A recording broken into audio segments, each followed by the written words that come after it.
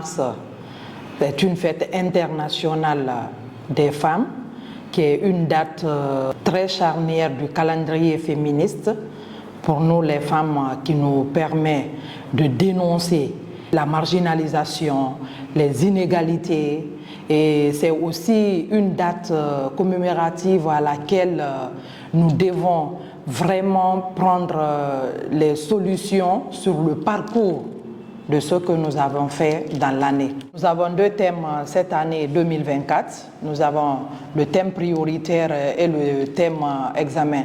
Le thème prioritaire qui est accélérer la réalisation de l'inégalité des sexes et de l'autonomisation de toutes les femmes et des filles en luttant contre la pauvreté, en renforçant les institutions et le financement dans les perspectives du genre. Et le thème examen, c'est le thème qui serait débattu pour la 68e session aux États-Unis. C'est le système de protection sociale, accès aux services publics et infrastructures durables pour l'égalité des sexes, de l'autonomisation des femmes et des filles. Maintenant, les politiques mises en place pour matérialiser ce thème, c'est connaître les besoins des femmes. Aussi, il faut leur former sur le concept genre, sur la budgétisation sensible au genre, parce que nous sommes au ministère du budget. Il faut que les femmes sachent pourquoi la budgétisation sensible au genre. C'est pas pour avoir un budget pour les femmes, mais il s'agit de réorienter notre budget national. Aussi, nous devons vulgariser les textes de loi nationaux, sous-régional, régional et international. Les réformes envisagées pour améliorer les conditions des droits des femmes chez nous, d'abord il faut former les femmes sur le TIC, qui est aujourd'hui primordial.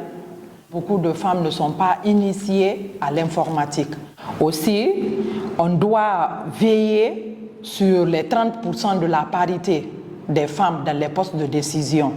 Il y a aussi sensibiliser les femmes et les hommes sur les violences basées sur le genre. Quand vous prenez par exemple le harcèlement sexuel en milieu de travail, c'est un fléau qui met en péril la dignité des femmes et des hommes. Le service genre et équité veut mettre une boîte de dénonciation dans les différentes directions du ministère du budget pour que les femmes et les hommes aient le courage de dénoncer ce fléau, le harcèlement sexuel en milieu de travail. J'ai rencontré des difficultés dans le service du genre parce que le service du genre et équité a été créé en 2021. Il a été opérationnel en 2022 en me nommant à ce poste. Le personnel n'était pas initié à ce concept genre. Certaines personnes croient que le service genre et équité, c'est un service qui est dédié aux femmes, mais plutôt c'est un service qui permet à ce que l'égalité et l'équité soient faites entre les hommes et les femmes de ce département.